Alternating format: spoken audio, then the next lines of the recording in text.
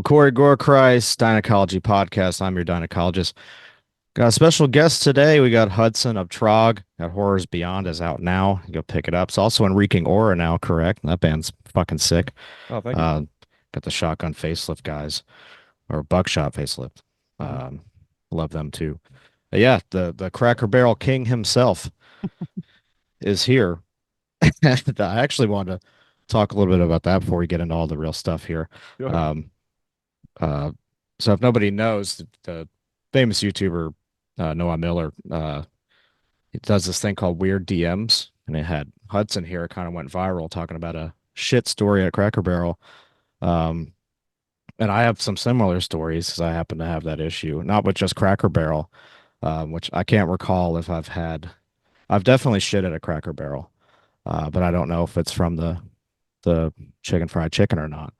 Um, but there was an incident when I went to Jack in the Box, and I call it Shat in the Box because it I was eating and it was like within a few bites I had to immediately just you know unload, and it was not a pleasant experience. And I went back and I ate some more, and then I had to go back for round two.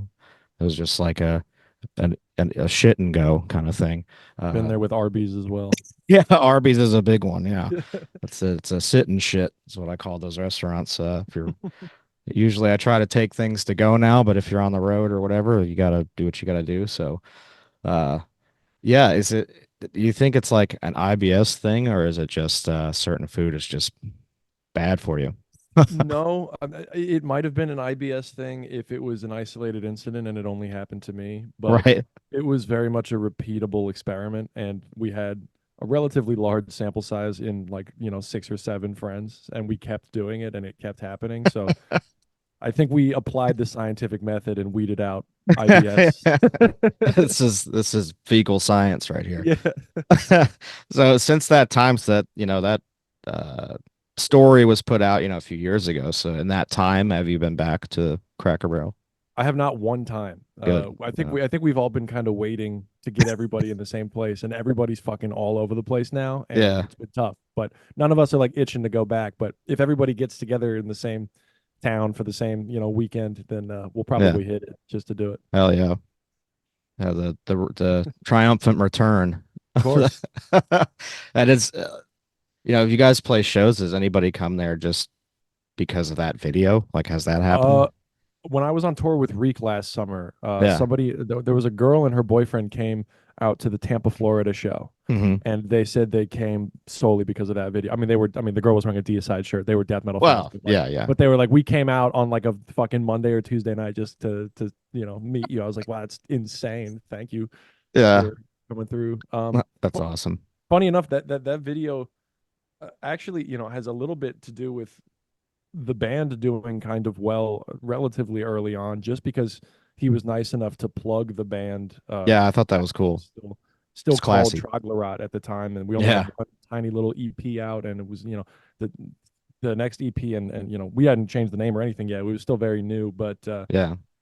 we got a bit of a following from that alone, and I think we were able to leverage at least some of that attention in the right direction. So it's kind of a weird little like Easter egg in the Yeah. band's history, is that somewhere a shit story helped gain some traction. It's not too far outside the realms of a death metal band's Yeah, lore, I guess, but it is very interesting. It's cool. Um, if anything was gonna get me viral, it'd be a fart story or something. So, definitely cool to talk to a death metal folk hero in a way, like with the the yeah. story is just insane. Um, but did they ever get those T-shirts made? They said that, No, never heard yeah, anything about the t-shirts. damn, I think he's just fucking busy. right. When he comes through, I'll go backstage to some of his shows whenever he's in town and That's talk to awesome. him for a bit. And he was the first time I met him in person. He was like, "I'm still trying to do the shirts. Like, I just haven't gotten around to it." He's Yeah, probably forgotten about it by now, but he didn't owe me anything. I mean, right. Yeah, he did so much for me. Anyway, I gave him a Trog shirt and he gave me one of his shirts. So that was that's pretty sick. cool. I don't know if he fucking wears it. I Yeah. hope he does, but who knows? Yeah, I mean, you got a rep. I think that'd be really, really cool to see. Yeah. Um, but yeah, you leave it up to the bootleg game. I guess, Yeah, a lot of people on Etsy, I'm sure you can find some get barreled shirts or I'll buy one. pull trig or whatever. Yeah, But you find them in the wild, you're like, did you make that? That's fucking awesome, yeah, That's kind of cool to see. Um, but yeah, wanted to get that out of the way. It's just funny. It's very interesting. So want to let people know if there's any fans of the Cracker Barrel story. There you go. You got an update on that. But we'll get into Trog, the most important aspect here. Horrors Beyond. I guess talk a little bit about the record before we get into all the morbid death stuff. sure. I think so. Vomit. I think with Vomit, we didn't really have any sort of proof of concept yet. We had the one Troglodyte EP, Yeah, and I like those songs. same. Yeah, They're a little primitive compared to kind of what we're doing now, but they kind of laid the groundwork, and then we spent a few years kind of spinning our wheels as to how we were going to follow that up. Troglodyte. I mean, originally we were trying to be like a cavernous death metal band, and we yeah, just yeah. kind of like, but even still, there was like atmospheric black metal on that a little bit, and like the first song was real knuckle dragging, but the second one had like an atmospheric black metal passage. So we kind of like had to be honest with ourselves and be like, okay, maybe we're not just straight up cavernous, and so Yeah. does the name fit 100%? I don't know. I like it, but I don't think any band name is really good. I think it's just a matter of what Yeah. music you put behind it. Most band names are kind of stupid. So we Yeah. like if Metallica wasn't sick, or at least I Yeah. think they're sick, that'd be Right. the stupidest name ever, but Yeah. Because you're like, what the fuck does that mean? It doesn't have. exactly. Uh, Wow, you guys are so cool, Metallica. So we kind of went away from the purely cavernous vibe, and we kind of figured ourselves out. And with the Vomit EP, I think we kind of put together like, okay, we're gonna kind of do some groovy shit. We're gonna do some brutal stuff, and we're gonna kind of figure it out. And then that EP ended up doing pretty well, way better than we thought it would. And that was kind of like I was saying, like the proof of concept. So I think with this new record, we kind of had that direction. We knew what our sound was now, right. and we were just like, let's just try to make this as fucking good as we can. So, Mhm. same aggressive self-editing process. I got a lot better at the audio side of things. I had gone to recording school in between Nice. the first and second EP, and I'd have, worked at a bunch more studios. So I knew a lot more about what I was doing. I bought some new microphones and all that. So I think we just wanted to level everything up. And Yeah. I Yeah. think that we did, or at least I hope that we did. Yeah. It sounds great, in my opinion. Thank you. It's a killer fucking record, and yeah, there's a lot to it this time around, and I think the atmospheric black metal and the cavernous death metal shit, I think it really goes together in a way because it's like just adding more depth to it, Yeah. to that overall sound, and it makes it more interesting and technical in a way. So it's got, really, with a whatever the band name may be, like you said, I think you kind of still form your own identity however you want. So it doesn't necessarily because it's, like pretty much like troglodyte or whatever, it doesn't have to be like super primitive. Hello, kitty. Hello, Uh, cat. it doesn't have to be super primitive. It can be whatever the fuck you want. Yeah. Maybe troglodytes would have made black metal music. I think so. Yeah. That's music's very primitive in its own right. So If there was um, snow in the cave, that's what we would be doing. exactly, yeah, like frost troll shit. Yeah. Um, shit that works for me, and I think it makes sense for the band. Oh, hello, big kitty. Oh, he's a big boy. He is a Jesus. big boy. He's never like jumped on my desk or anything before, and now that I arrange my room a little, he's like he does it. He did it in my last interview I just did too. So I'm like, okay, this is a new thing where you're just gonna be a special guest on the podcast every time. That's fine with me. Hell yeah. Um, so yeah, I guess from Trog, talk a little bit about joining Reeking Aura and when that all came about. Yeah.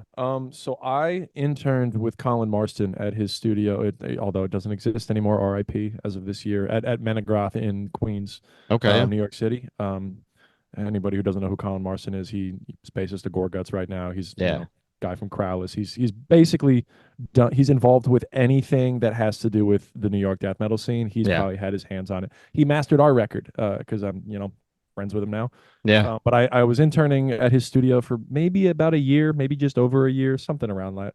Um, and then I was, I stopped. I couldn't keep affording the trips back and forth from the city, and so I just, I stopped. But I always kept in touch, and one day he hit me up and he said, "Hey, this band that I'm, recording or whatever, they need a drummer to fill in for this show coming up in February." And that show was at St. Vitus, opening for Nice. Horrendous and Outer Heaven. And Nice. I am a diehard Horrendous fan. I mean, I Yeah. think our entire band is, especially Dan. But I fucking love Horrendous, and I like shit my pants when I got that text, and I was like, "Oh my god!" Remember, I got it like it was probably around New Year's because I was away, and I immediately I had brought my practice pad, and like that night I like was outside, like, okay, let me learn these songs, let me fucking so I got on all that, and the show went well. That was actually my first real live performance ever too, was at Wow. St. Vitus opening for fucking Horrendous and No Out of Heaven. shit. So that was Yeah. awesome. Um, they ended up asking me to fill in a little bit later at Vitus again, and it turned out that their drummer just like wasn't going to be able to do some tours over the summer, and because their drummer Sam, he's in Stabbed and a bunch of other really cool bands. Great, Yeah. great drummer, and really really nice guy too. I've met him once or twice, but he was just booked up. He was fucking busy, so they decided to he decided to step down, and they hit me up and asked me if I would be the full-time guy.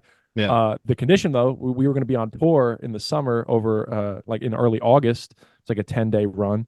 My birthday was August 4th, and Metallica was playing at MetLife in New Jersey on Yeah. Yeah. August 4th. Pantera was opening. I had tickets for that, and I had to fucking sell my tickets to go on tour. I remember telling Ah. Colin, like, I wanted to go. Maybe I could join back up. He's like, that's not really how that works. Like, you're Yeah. better off Yeah. just doing it. And it was the right move. I Sure. made the right decision. I've seen Metallica 4 times, and the new album I really did not like much. So Same, it you know. was fine. Yeah. And they played a lot of songs off of that album, so fuck it. Yeah. But but it would have been nice to see them again. But I was on tour, having a blast, doing whatever. So That's a that's take kind of the how I joined them. opportunity. I just kind Yeah. of filled in, and then I guess reliability won me the job. Yeah. Yeah, they're a sick band too, so you got two going that, they don't seem to overlap as, you know, because if you And guys are kind of in the same area. TJ, guitarist in Trog, he just joined as the bassist in Reeking as well. No So shit. There you we're go. slowly taking over the entire You're just the gonna entire be band. No, one by one. yeah. No, but yeah, it's really exciting. And the new record has got a really cool. The new Reek record they're working on has got a really cool like new kind of vibe to it. So I'm really excited for that to come out sometime in the future. I don't know when the fuck that's gonna happen, but Yeah. sometime soon. Nice. Are you guys Yeah. just in the writing process now, more or Yep. less? Writing and jamming, and we got some. We're playing New York Death Fest in August, so Fuck yeah. getting ready for that, and yeah, just a couple shows here and there. So lots of rehearsing and writing going on right now for Reek. Nice. Yeah, And then what about for Trog now that the record's out? You guys got shows I planned for think that as well?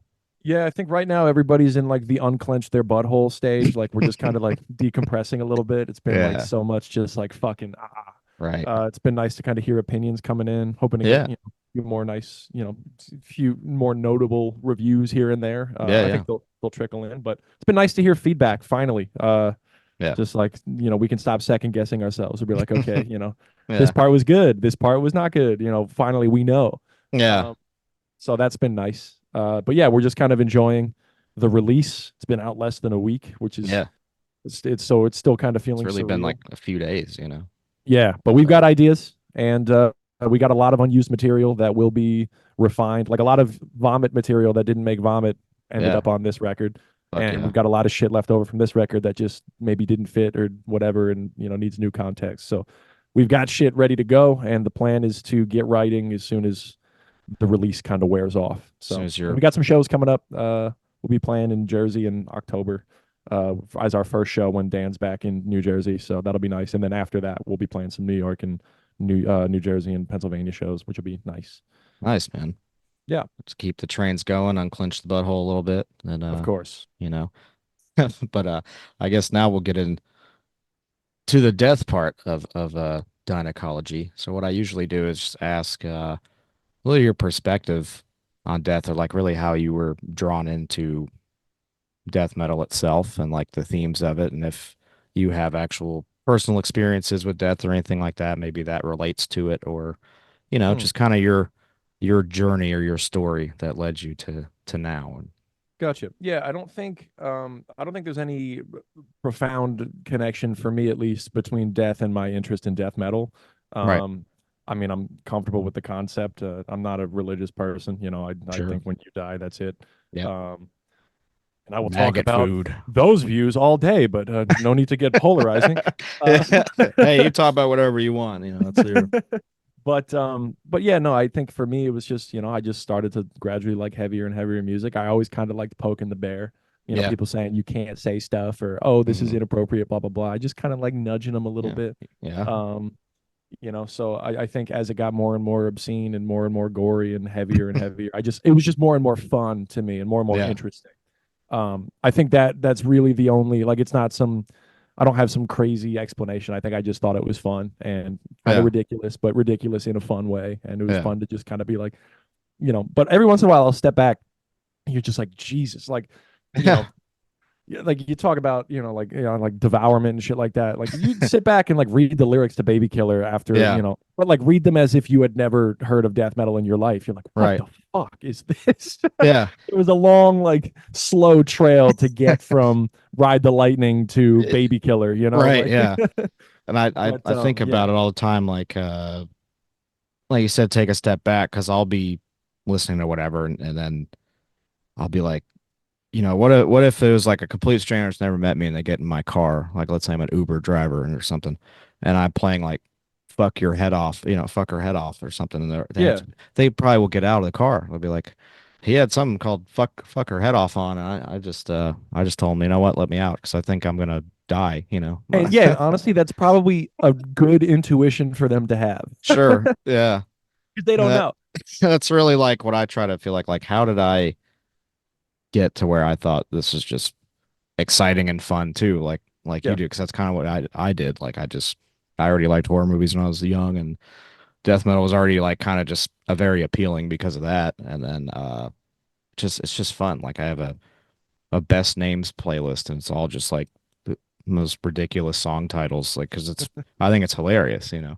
But most people would not think that at all. They'd be like, that's fucking disgusting. Especially when Or you get into like the brutal and slam territory, oh it's yeah, it's mostly ridiculous. that stuff. It's like a joke of how it's like a competition of how vile you can be, but it's fun, Like really fun. Crepitation's got some good ones, and Yeah. Mortal Decay's got all those Yeah. bands like Lividity. It's got some of the Fucking worst, love Mortal most Decay. offensive ones. Yeah. But yeah, it's just enjoyable, and I think maybe it is a poke in the bear thing, or I just like that it's offensive. But yeah, sometimes I take a step back and I'm just like, am I fucking insane, or is this just like I'm just that open-minded that I find humor in it, like how obscene it is. I don't know. I Yeah. guess there's two sides to the coin. You're either heavily offended or you're laughing that it's offensive to other people. So I But I mean, mean, even look at some more popular. I mean, they're popular now that the trend might go away. But like, look at modern pop music, modern, especially modern like rap and hip hop. yeah, Like talking about all the fucking gang violence is all normal to sing about. All the yeah, extremely explicit, like I love The Weeknd, for example, but like yeah. Same. he's talking about like I drive over a bump and I feel her teeth on my dick, and it's just like, dude, this is on the radio. He What are we he doing? won a he won a Kids Choice Award on Yeah. Nickelodeon for a song about cocaine. Yeah, Like and I love The Weeknd, and I I do too. but it's just like I listen to that shit and I'm like, oh, this is still vulgar. It's just different. Like they made this a kids pop song for Yeah, Christ's sakes, and it's about doing coke, and it's exactly. they think it's about love. It's like, wait till they get older and they realize they did that they Yeah, sung about this and probably are now doing cocaine. hell yeah. The weekend's a gateway drug,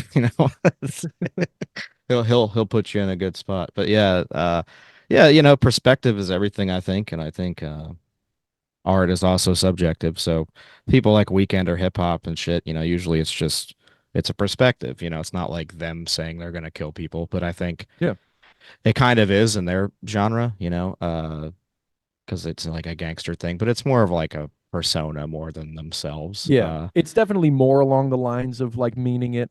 Granted, I don't think they all do. Some of them actually. I mean, Have or and still especially do. Yeah. yeah, some of them they're just legitimately talking about their lives, and that's Yeah. one thing. And but for some people, it's more of like a posturing thing, and that's fine. Sure. I think what makes people who are into death metal not insane is because to us, at least for the well-adjusted members of the death metal community, it's very much fictional and just Yeah. it's pure. Nobody's looking to it. Oh, I can't say nobody. There's always going to be like a catcher in the rye situation, Yeah. Yeah. Yeah. but they're looking for. I mean, if you can read that fucking book and kill somebody, then you fuck it. You're gonna find something else to inspire you to kill somebody. Right. So it's easy to point at a band like Cannibal Corpse for stuff like that, but it's like they were gonna find something anyway. They were gonna play GTA or whatever the fuck. So Right. And then it's like Corpse Grinder is like one of the nicest yeah, fucking people in the world. And like, for most people, it's fiction. It's fun. yeah.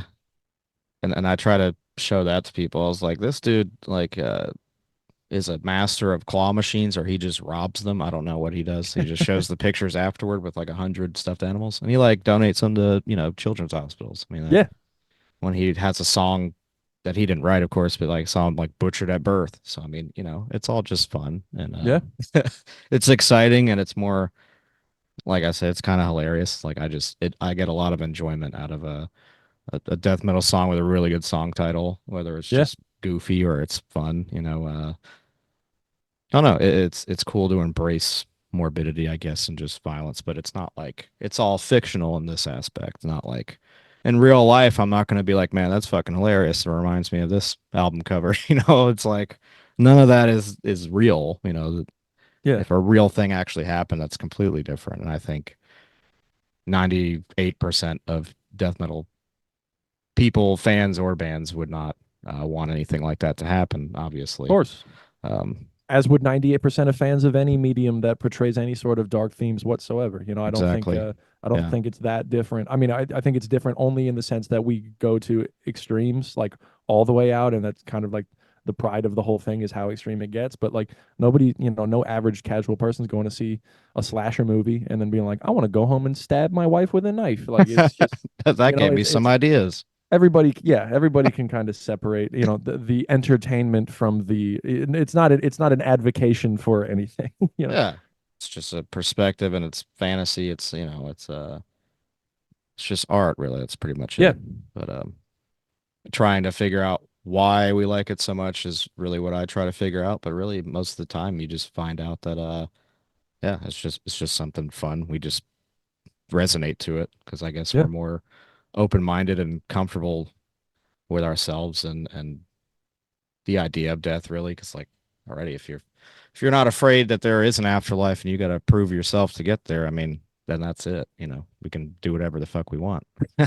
And Really. I think part of it is also, it's kind of because it is so shocking and it is so grotesque, but there is so much detail in the artwork and in the lyrics and in the themes and like it's a very aesthetically driven genre, I think, not Yeah. necessarily from like how an individual person looks or anything like that, but like Right. if your band logo's a little bit off, I'm going to be like, I don't know if I'm going to like this, and that's Right. just a minor key, so but because the aesthetics are so extreme, it kind of does provide a filter. Yeah. You do have to kind of be in it, at least mostly all the way, Yeah. in order to resonate with it. And I think that's it's almost like I don't want to be like corny and say like gatekeeping, but it's almost like a kind of like you have to buy in order Yeah. to be a part of it. And It's true. and people who are into it really, it's like if somebody knows about this or somebody's familiar with this, it's like, oh, they must be real, they must be a real Yeah. one. And there's no like casual like, I'll listen to Deicide once in a while. Like it's either you know about it or you don't. and Yeah. and and I think that kind of grotesque artwork and that imagery kind of acts as a pretty cool filter, just a natural filter. Yeah. Like, are you cool with this extremity or not? And if you're not, see you later. That's cool. But like Yeah. people on this side of the fence, I'm gonna get along really well with. Yeah. I agree with that. Like when I was younger, we had mainly like magazines to find out what bands were and stuff like that. So I remember seeing the Humanure cover, but Cattle Decapitation, and Yeah. the internet wasn't really that big then, so I just I just put it right on my wall. I didn't even hear them yet. I was like, I'm gonna like this band. There's no way I'm not going to. And I put it on my wall, and stuff like that. That's all it took. All it still takes. If you got a pretty solid logo or a good album cover, I'm checking it out or at least adding it for later. Like, Yeah. oh, that sounds interesting. And then some of them now just sounds like you recorded it inside of a toilet bowl, and that, even then I'll give that a try. But sometimes it's just, it's they like, I was like, man, I wish that band actually was good because they got a cool name, but they fucking suck, Like I've had that happen plenty of times too, um, and still do. But yeah, man, I love the genre and all the little subgenres. It's a fun little world to dip your ass cheeks into, and Yeah. it's a lot of fun, and yeah, to be able to have these kind of conversations and talk about shitting and dying and all kinds of stuff and laugh about it. That's kind of the charm to the whole thing. Yeah. I think laughing about stuff like that's important. I think it's I don't know. I don't like when people get uncomfortable about things, you know. That doesn't Yeah. mean I insist on prying out sensitive information from people. It's like, oh, you don't want to Yeah. talk about when your fucking dad died? Like, oh, pussy. Like it's not like that. But Yeah.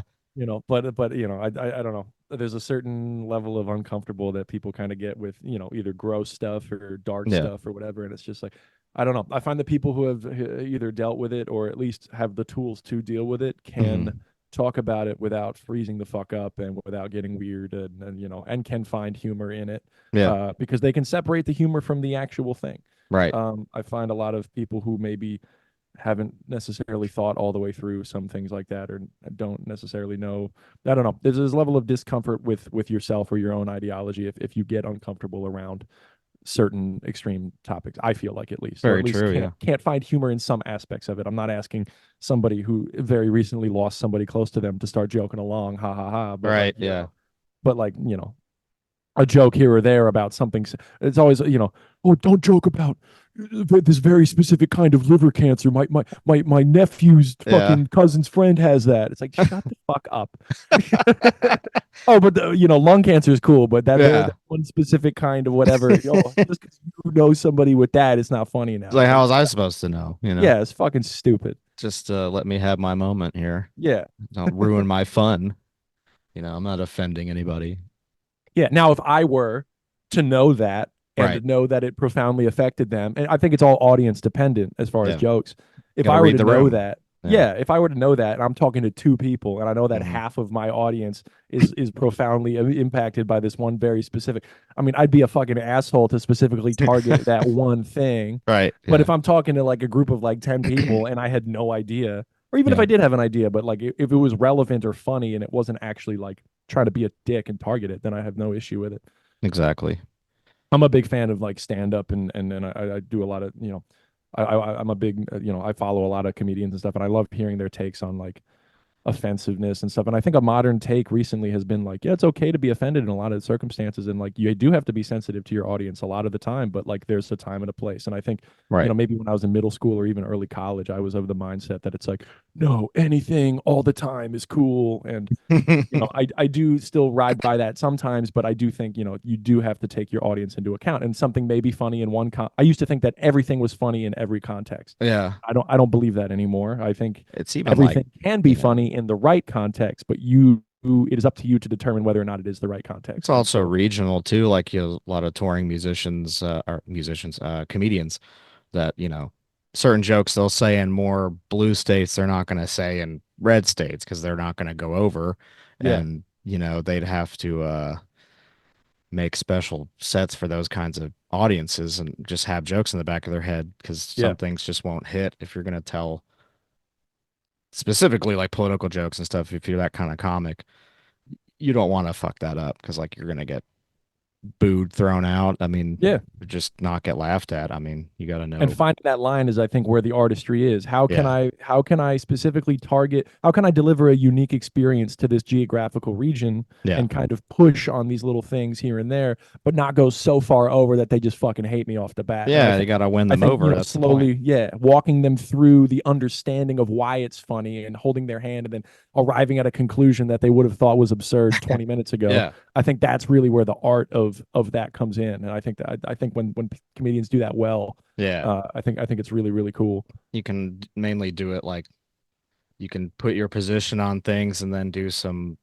self-deprecating humor to kind of get them on board. Like you can make fun of yourself and kind of acknowledge that, hey, what we do is stupid over here too, and Hmm. you guys are stupid also. Like that kind of brings it to where you can make fun of each other and yourselves. Like if you do it that way, people are more on board. Like, this guy isn't trying to sell us something. He's actually just making fun of it and Yeah, he can make fun of his own shit.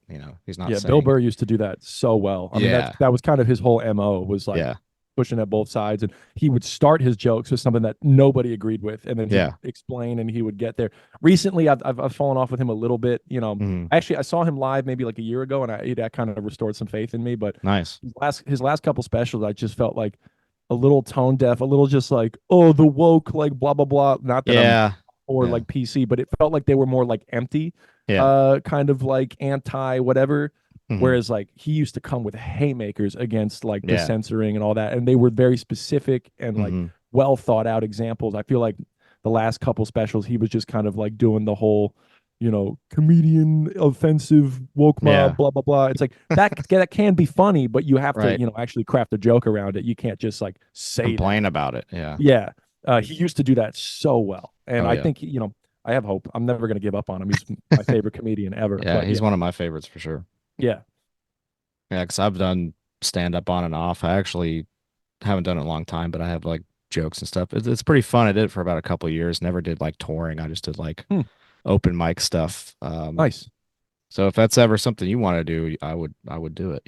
Seem like a Maybe eventually. I'd like to. It is something I've always thought about, but as of right now, I can only really I only have the resources and the time to pick a few uphill battles, and yeah, yeah, music is the biggest one of sure, yeah, those. yeah. You Maybe already if I got get a all little that more going comfortable. on, and you Yeah, make more money doing that probably than being a comic. You're better off now with comics to have a TikTok and a fucking podcast, and you'd be better off with that. yeah. If Just you the have echo a chamber of rich comedians all talking yeah, to each other. It's just exactly. like, oh, If you, but if you already have a band working out where you can tour with and like a couple of them, that's a huge thing. Like yeah, keep doing that, and it's fun either way. I'm a vocalist, but I just now recently got a couple bands going, but I can nice. always just incorporate some little bit of jokes in there because I don't mind doing that to kill some time or get the audience to be a little more lively if they're not, For crack a sure. few Yeah. jokes. Open, like So warm them up a little bit. Yeah. yeah, yeah. So that's always, can do it that way, but I don't know Hmm. if I'd make the time to stand up as a huge grind and it's like multiple open mics a week and you're doing it every week and then it's like unless you're wanting to make a living out of this, I don't know why I'm just doing a shit ton of shows and And I've heard just from, I know a couple local people who do stand up, and I've just heard from, hmm listening to so many comedians talk for so long and interviews and podcasts, blah, blah, blah. yeah. Like right now, and I've talked to Noel Miller in person. He's doing stand up now. He's actually fucking hilarious. Yeah, yeah, I wish him the best with his stand up career. for But sure. all these comedians are saying that the part of the job that they have to do the most, that is delivering the most for them, is like the most soul crushing job. Just making the Hmm. little fucking clips, or Yeah. like trying to trim like little 10-second little things, or like Hmm. doing jokes that are clippable and like. And Yeah. I totally relate to that, especially with music. It's even harder than with comedy to do like little bite size. You're almost selling your soul with music. At least comedy, you can just like fucking like you can clip something or like an audience interaction. Music, Yeah. it's like, what am I going to take a 10-second snippet of my song and be like, here you go? Yeah. Yeah. Or It's do some stupid fucking trend. I like, and especially with death metal, it's like the culture around death metal is the antithesis to that trendy fucking like, ooh haha, look at me for 10 seconds. Like it's right. really hard to maintain any sort of respect in the death metal circle Yeah. while also being like the viral fucking whatever. So Yeah. but the flip side of that coin, and then the thing I'm extremely thankful about with this genre and with the people in this genre, it is still like diehard metal fans are they have to be the number one supporters as far as physical music sales and Yeah. like monetary support for the music that they love. Going to shows, buying merch, buying physicals. People are still buying fucking cassettes and vinyl. Yeah. I can't think of another genre of music that is still doing it to the same extent that Yeah. underground metal fans are doing it. And so where we don't, necessarily get the virality or the insane numbers that more popular stuff does, you don't necessarily need that because the No. people who are fans are willing to support you. And I think that's extremely valuable. I think it's actually more valuable because I personally would rather profoundly impact, two or three people Yeah. than have a million people go, that was all right. Because Yeah. when you round off all those edges, Yeah. and make it more accessible, a lot of people just gonna be like, but it's for me, but it's also for everybody else. So how much can I really feel about it? So, I Exactly. mean, I've got fucking, I don't know if this is gonna work, but like, fucking CDs and Oh vinyl, and yeah. everybody and every metal fan that I know that's into this kind of shit has the same thing. So it's a very closely knit community of people who really do give a fuck, and so I wouldn't Yeah. trade that for trendiness or anything Same here. at Yeah. all. Because we're all, we're just nerds, man. We Yeah. collect. We like having our little things, our little knickknacks and all our stuff. We like having our badass t-shirts that walk around and offend people and The host scaring t-shirts. yeah, yeah. It'll attract the right ones though, Yeah. and I think that's kind of become a little bit of a trend too, where people are wearing death metal stuff but aren't into it kind of thing. And that's where Or the people adopting death metal aesthetics, yeah, making their that's been logos very into death big metal now. stuff. Yeah, there's a lot of artists making like their logos death metal and all this shit. Which, Oh, go ahead. Go ahead. I'm not gonna like believe me, it doesn't really piss me off anymore. It would a few years ago, but it's just kind of like I don't know. If they can make everything with death metal logos, I'm fine with that. I don't care. But you should kind of like push it to over there. But then at the same time, you kind of the underground's the underground for a reason. We kind of Hmm. want to stay where we're at. We don't want any extra people flowing in that necessarily don't understand it. But if they're willing to come in and, like you said, acclimate themselves and prove that they're like one of us, if you will, then yeah, come on in and try Yeah. it out. Like that. I I got don't have any issue with that. But just more of like record labels or whoever producers just they're just borrowing because it's like trendy, not because it yeah. has anything to do with death metal or the music itself, or it's just like people are kind of into this logo shit now. It's Yeah. like okay, I guess. Part of it is flattering because it Yeah, means at least that the aesthetics are cool and yeah, are appealing, and and if that's something that gets people more acclimated to more extreme aesthetics, then maybe you sure. can view it that way. I got thrown for a fucking loop at the gym like maybe a week or two ago. Somebody's wearing this shirt and it looked sick. It looked really old school. It was like kind of faded. I Yeah. was like, oh, and it looked like a mix of like the Deeds of Flesh logo Hmm. and the Deicide logo, and I was like, Huh. I don't know what band that is. Yeah. I was like, look, I kept looking at the guy. I was like, I gotta go talk to this guy. Like, does he know a band that I don't know? Like, what the fuck?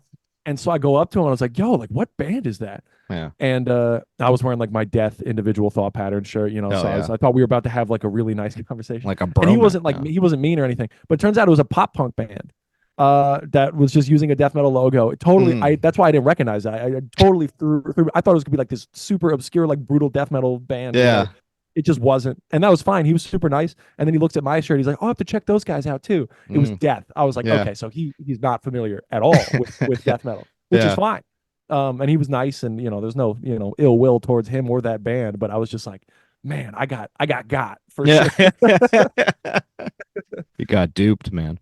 Yeah. But yeah, I've had a similar thing happen where I've had to be like, because I didn't want to ask them because like I feel like that's a shirt that's like it's like a company or something that's using it, and I look it up. I'm like, guys, kind of sucks for that. But yeah, it's But I think also as far as death metal aesthetics go, you're starting to see a little bit now, um, like as far as like Instagram reels, because Instagram reels are getting so stupid, but they're I know, hilarious. yeah, But like it's just so dumb. But with this like really dumb kind of like meme kind of style, you're starting to see like brutal death metal bands kind of get like in the music behind. They're kind of like part of the humor now, just like these really aggressive brutal death metal songs. yeah, And some of these sounds are getting a lot of plays, and and I think it's hilarious. But I see these things happening on you know pages that are not death metal mm. pages, and things that are, and that's like, okay, so that's kind of cool that these really obscure like slam bands are getting used for like memes now. That's kind of Yeah. I cool. saw one the And other then day with like peeling flesh, and I was like, that's yeah, cool. yeah, and then Uh, and then you see like like for example, the amount of times that people who don't know anything about metal are sharing Instagram stuff with me from the page Festering Vomitous Mass. yeah, Uh, Great page. They post yeah, some really interesting shit, but they have no idea that that's a Devourment song. They've all got right, no clue. yeah, But it's fucking like, I don't know. It's starting to kind of like, I think people are starting to kind of open up to the obscure. I think the internet is saying, I don't even know. Just to wrap it up, I guess. Yeah, I think it's starting to become more accessible, and it's slowly starting to reach slightly more mainstream audiences. I think the really obscure stuff is starting to become a little bit more mainstream, but not in a way that I think is endangering uh, yeah. I think the art. it makes it more at least it's interesting to people and more than it is like kind of taboo or Hmm. like kind of scary. It wouldn't really be, it's not really the word I'm looking for, but like, more people just, it's not even a thing that they avoid. They just don't, it doesn't interest them to even think about, like, because they're Yeah. like, it's that incoherent, you know, farting, gurgling shit and violent, whatever. It's like, yeah, I mean, I love that shit. I Yeah. do that shit, but I can understand totally why most people would not. It's just I don't even know why I like it. I don't have an answer. It just music hits you or it doesn't. Yeah. But yeah, I think now people that it's becoming a little more trendy and at least on the internet, I think people hear it and they don't necessarily hate it, but I don't think it'll really they're not going to start listening to it, but they can at least like enjoy it in some form, whether it be humorous or not. At least it's appreciated a little bit outside of Yeah, I where feel it like used to there's a be. growing, I feel like there's a growing mainstream curiosity to it, Yeah, yeah. if anything. Maybe not, maybe not an enjoyment, but Hmm. I think, at least in my experience, because I always get excited when I talk about it. But if you're not just annoying as a death metal fan with like a super like, oh well, you wouldn't get it, blah blah blah. If you talk about the shit like you're actually excited about it and like you enjoy it, people have questions because it is so extreme. Yeah. And I feel like, that is the reason. Like I've got a lot of friends that have just checked shit out just because they're like, okay, this guy is clearly excited about it, and it seems to me on the surface like it's absolutely insane. Yeah. So like I want to at least go try to decipher some of this. And it does it work always? Fuck no. But like when they see how into it people get, and it is such a weird thing to be into, I think more and more people are kind of at least becoming death metal curious, which I think is a good thing because that Yeah, leads yeah.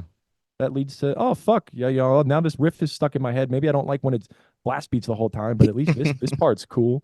Yeah. And then slowly the blast beats start to make sense, and then slowly it's like, okay, how do I get heavier than this? And then it's just, Yeah, there you and then you go. end up Rabbit hole started. right back where everybody else is.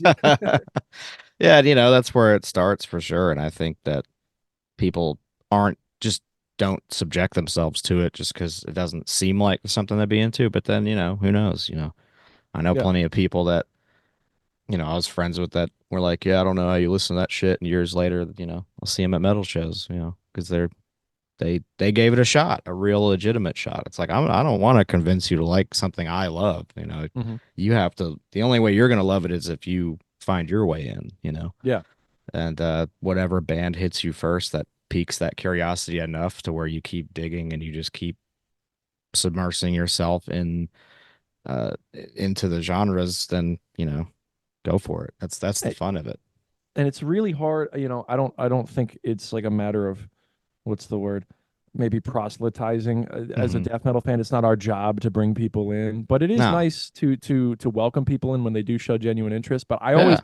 it's a hard line for me. It's a battle I have with myself because people are like, "Oh, you like metal? I like metal too," and they're like, "Fucking Slipknot and Korn," and like, granted, Slipknot and Korn, first two records, both bands, I fucking love those albums. Same. Yeah. And the new stuff, maybe not so much, but Eloy's Yeah. in Slipknot now. It's at least something to be excited about. Right. But I kind of have this battle with myself. It's like, how, because internally I'm very dismissive. It's just like, oh, okay, so we're not into the same kind of metal at all. Like, does not mean as much to you as it does to me. Right. But if I come off dismissive, they're gonna think I'm an asshole, and they're Right. gonna go right onto Reddit and like, these fucking gatekeepers, blah blah blah. Just listen to, and they're gonna continue to listen to the same overprocessed garbage that they Yep. continue to listen to and never look further. And they're just gonna, and they're gonna just go complain about gatekeeping. But there is a legit Yeah. reason why we gatekeep, is because there is so much interesting shit to look at. You Yeah. just need to get over that barrier of extremity. And so Hmm. I have this battle with myself when I talk to people like that, where it's just like when they're on the fringe, or maybe they've Hmm. only gone into like, the radio side of things. It's like, I can't be a dick to them, even though I hate the music that they listen to, Yeah. uh, because they try to act super hardcore and tough Yeah. without actually having the music that does that. And the music that does do that, nobody's acting like that. Like that's Right. kind of the thing. So like, but I don't know. It's kind of like a self-defeating thing. But Yeah. it's a Yeah. genuine emotion, but it's just hard to find that line of like, how much of an asshole can I be? And I think I can be an asshole about the music itself, but you Hmm. can't be dismissive to the people who listen to it, because you might open doors, and there might be a genuine conversation there, and you might be able to walk them down the line from Corn to fucking, maybe. Yeah. There. On the right Maybe they get track into at some, least. yeah, maybe you can go from Corn to maybe 90, like late 90s Obituary pretty easily, I Yeah. think. And then from there, then you're, Because when I was, younger, that stuff, it's whenever Slipknot first came out or whatever, and I was already listening to some death metal, but it was all just like all at once, it felt like. So, yeah, and I really liked Slipknot at the time, but I was still learning about all the other bands around it. Like, this is Morbid Angel, and this is, fucking whatever, early first four record Cannibal Corpse, Chris Barnes shit, and this is yeah, that. And it was all like kind of at the same time. Like, whenever new metal was getting really popular and like all those bands started coming out, like I was also already listening at the same, like almost the same year, I would say, like all those older death metal bands too, like catching up on that. Like so it all just kind of happened pretty quickly. But now people have access to so much shit. It's kind of hard to like pick one thing and just keep going. Like it's like fucking Clockwork Orange. Like they pry your eyes open, you see like all of the metal and everything. Like you can yeah, do that. You can pretty much listen to all of it, in like a week, like every yeah, fucking genre. And you can YouTube it now and like do deep dives and listen to people explain the shit. And yeah, yeah, I mean, it's a lot easier now to get involved with music than, I think earlier, just because it's more of, I guess, like a nostalgia thing for me. And the way I did it doesn't mean it's not as good when people do it now. Yeah, it's just the times are different. You can't really help when the fuck you were born or whatever. Um, but doing it like with magazines and trading and not really having the internet was kind of cool. Like it was different. But yeah, I would have loved to have had the internet then. It would have been so much easier. But I think it just added a little more to anticipation and excitement for stuff. When albums wouldn't just drop online. You could just listen to it, like yeah, having to wait all day till the store opened, go buy it, that was something, or even wait for it to come in the mail when you pre-ordered yeah, of it. Uh, which, you can still do that if you want. I think you should. Physical media is important. course. Um, especially when bands are touring, because they don't get shit from you listening to it on Spotify. Nothing. Yeah, Um, so definitely buy the physical media. You have the artwork.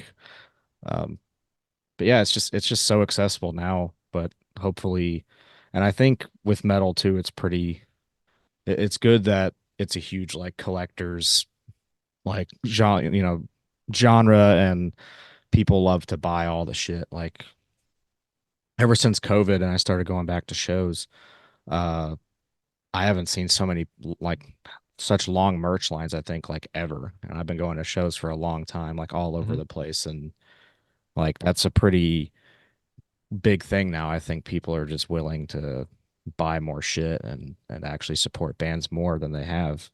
And it's pretty cool to see. At least yeah, from my perspective, I've noticed that like it's gotten a lot more like there's like always lines at shows now with like merch lines and you know yeah.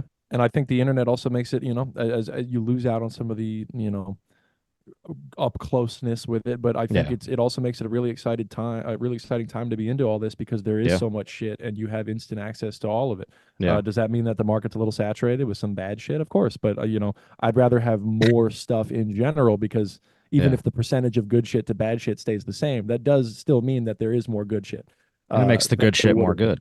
Yes, so I think it's exciting. And I think there is a magic with like the people who are on the borderline. Some people who get so far into the weeds on like the overproduced deathcore meme stuff, like, Yeah, some of them are just beyond saving. But a bright eyed, like new metal fan that yeah, is like really into like just some like basic metalcore stuff, maybe a little bit of hmm, corn, a little bit of Slipknot. But there's a magic to people like that because they still don't know anything about genre distinctions yeah, or about what should be cool or what shouldn't. They listen to everything with a like completely clean perspective that I kind of wish I could have sometimes. same, yeah, Because I'm like, oh, this is technically, like technically part of this, and I usually don't listen to stuff like this. So like, yeah, I wish I could just come in wide eyed, just like, what the fuck is this? Because a lot of these people are extremely open minded. They're just unfamiliar.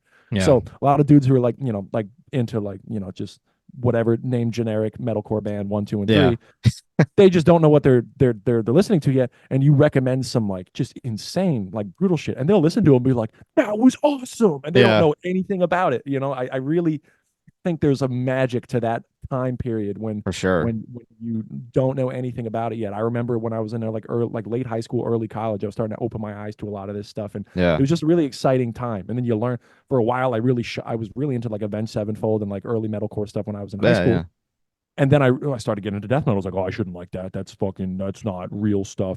And now I go back and I'm like, I love that shit still. Yeah. It's just different. It's just I at the time I think I was like, well, death metal is hardcore and that stuff's not really like, super tough. So I shouldn't, but it wasn't trying to be. It was something Yeah. totally different. And so, I think now there's an appreciation for all of it, but I kind of wish I could just know nothing again, or at least to Yeah. listen to some albums. Just clean slate it. Like you got that Yeah. feeling the first time. Like there's another thing like in the same day I listened to I got shown like Arise by Sepultura and then like the first 6 Feet Under album. And I was like, this shit's fucking I listened to it like 5 times or something, Yeah. like back to back. And I was like, this is I don't know how to I don't know what this is. It's fucking crazy. It's awesome. Like the most I listened to before that was like White Zombie or some shit, which they got some bangers too. But Yeah. it's And you're not man. sitting there like, oh, this is industrial. I shouldn't like this. You're just No, like, it's oh, just this song is good. yeah, the shit rips. I mean, Yeah. I dig it. This is it's hitting. Shit's hitting. So Yeah. that's pretty much how it works, with any music, I guess. If it hits you the right way, it's meant for you. Yeah. But hopefully the metal kids these days, I think they have just so much access that they're always gonna find the heavier shit now compared Mhm. to if you couldn't find it before. There's no way. It's not playing anywhere on the radio or on TV, really, the heavier shit. You just have to it's like a porno mag. You just have to find it and Yeah. get it. And that's what we used to have to do now. You can just it'll pop up on your reels or your TikTok feed and they'll be like, "Oh, that was crazy. I kind of like that, whatever that was, that toilet noise." And then you go I'll find a take it. playlist on Spotify, and now you have access to a million bands just there for you. I teach private drum lessons on the side just to Oh, bring nice. some extra money in. I Yeah. got a kid. He's 7, and when I Mhm. started teaching him, I was still working at a school of rock, so I started teaching him there. When he came to me, he was 6 at the time, and he was big on Pink Floyd. Yeah. Then slowly he started to become obsessed with like Avenged Sevenfold. Then he got into like some Knocked Loose and some, I think Damn. Orbit Culture is the name of that band. He started to kind of get into that. And Agriculture's then, good. as of like a couple months ago, he comes to me. He's like, he was like, have you ever heard of a band called Doverman? And I'm like, Devourment? He's like, yeah, yeah, yeah, yeah. He was like listening to like Suffocation and Devourment. Yesterday Yeah. I taught a lesson at his house. I had a Death Leprosy shirt on. He's like, oh, my favorite song on that album is Pull the Plug. I was like, how the fuck do you know all this? And I'm Wow. not even I'm not showing him. I would Yeah. love to show him, but like he's 7. I'm not going to show him Baby Killer. Those lyrics are rancid.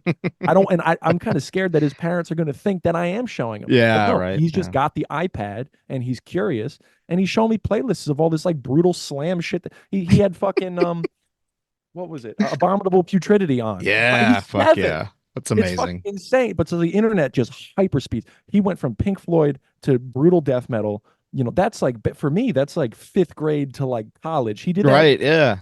6 and 7. Because I didn't hear Abominable Putridity till I was like out of high school, I think. Yeah, he's gonna be Uh, like a jaded harsh noise artist when he's like in 6th grade. It's gonna be insane. or shoegaze or some shit. Yeah, He's just gonna go take a 180. Uh, yeah, that's impressive though. I mean, it just yeah, shows, like we were saying, how it can. You just have all the access in the world now to find it, yeah. and you can rabbit hole so easily now. It's just like, oh, similar artists. Okay, check this one out. Check this one out, and then they have similar art. It's like a fucking just never ending like thing, and it doesn't stop. So like that's how I find a lot of shit, and always have. But I mean, Yeah, it's so much easier now to do that, of and good course. for them. They get if you're 7 and you already know who Devourment is. That's fucking fantastic. Just Just don't time will tell your tell if that's a good parents. thing or a bad thing. Yeah, But yeah, that's if their parents are cool or not. They're like, "What are you listening to?" Baby Killer. yeah, just be like, what the Yeah, fuck? and they were like, I guess you'll find out because they'll just be like, "Hey, we no longer need your services." And be like, He's "Oh." asking me how to play like he's like, how do I play these beats? I was like, he's like, what are these called? I'm like, they're called blast beats. He's like, how do I play that? I was like, we're not there yet, dude. Like we will get there, but like we got to learn Back in Black first. Like we're Yeah, gonna now, get there. yeah, now you got to do the basics, man. And Yeah. we're not even out of the the back and black Yeah, yeah. to get to the devourment. You're not too far. Maybe when you get to Motorhead, you can get a little bit better. Uh, Overkill is the one I oh teach all yeah, my kids who want fuck to yeah, start learning double bass. Just like it's not too fast, and it's like yeah. we're just gonna learn that beat first. So the only time I saw Metallica was on the Death Magnetic tour, I think. Mhm. And was it that? Yeah. And they played Nashville, and fucking Lemmy came out during their set, and they played like Overkill and I think something else. So sick. It was ridiculous. And I think they actually finally have like a video, like they have like those little Metallica archive things they started doing, and they have that on there now. So I finally got to like actually watch a pro video of that instead of like a shitty like iPhone 3 YouTube clip or whatever people had Wow. before. But it was them and Lamb of God and Gojira, so it was a cool show. Yeah, that was a Uh, little bit before my first concert ever was the Big Four at Yankee Stadium, because they came through New Incredible. York. So I Yeah. was what was that? I was 12 at the time. Wow. Yeah. Um, so that was 2011. Yeah. Hmm. Uh, but I remembered reading about that lineup, and that's prime Lamb of God and prime Gojira. I Yeah. think Gojira's fresh off of like Way of All Flesh. Like Hmm. this just disgusting lineup. I would have Yeah. I would have killed to be at that show Yeah. or any of those shows. Fuck yeah. Yeah. I've seen the big four, just not collect like together. I've seen them Hmm. collectively. I think, I've seen most of them at once because I think it was Anthrax, Megadeth, and Slayer, but not Mm. obviously Metallica. But that was when they did like Seasons in the Abyss all the way through, and like Yeah. Megadeth did Rest in Peace. Anthrax had just come back, so they had like new shit. But Remember yeah, when, that when I saw them, I wasn't big. Slayer was still a little too heavy for me at that time. I yeah liked them. I just remember thinking, man, that guy with the backwards hat on the drums is so fucking fast. It was Lombardo. yeah And he's one of my favorite drummers now of all time. yeah In oh my yeah opinion, he's the fucking like beast. archetypal thrash metal drummer. But I just remember even when I was that young and like Slayer wasn't really my thing yet. I fucking Yeah. love them now. I just remember like that guy is so good, and he was. He's the fucking master, man. Hmm. Uh, he's the fucking OG. Yeah. But yeah, that stuff is a lot of fun, and especially like God, seeing the big four would be crazy. No, what are you doing, Kitty? Oh my God. Hello, Kitty. This is a new thing that you do. He just climbs right up on my desk and Hell does yeah. that. So thanks, Kat. I appreciate you. But yeah, dude, I've had a lot of fun shooting that shit with you. Yeah. Oh, and talking about death and shit stories and everything in between. I appreciate your time. Yeah. Thank you for having me. Of I course, man. appreciate being here. Yeah. And anytime, you got Reeking Aura, more shit coming up, love to have you back on, promote the record and everything. Awesome. Yeah. Definitely hit you up. And best of luck and all the Trog. I think the album's fucking killer. Thank you. You can pick up Horrors Beyond Now. Definitely, I'll put links at the bottom here of the interview. But listen to it, share it, buy some shit, support the band, go see them out, go see Reeking Aura whenever they come around. And yeah, man, it's been killer. Thanks for dropping by. Thank you so much. Appreciate it.